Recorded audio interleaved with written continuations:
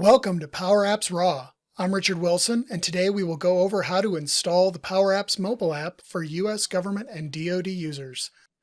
To get started, open the Google Play or Apple App Store on your phone.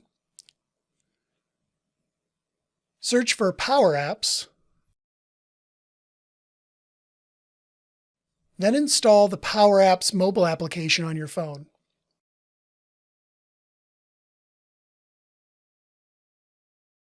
After the app is installed, go ahead and open it up. Then click on the settings icon in the lower right-hand corner. Choose Regional Settings. And now you'll be presented with a list of the different regions you can select from.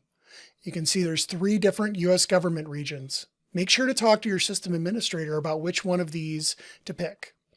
Select the one you want and click on OK. Enter your organizational email address,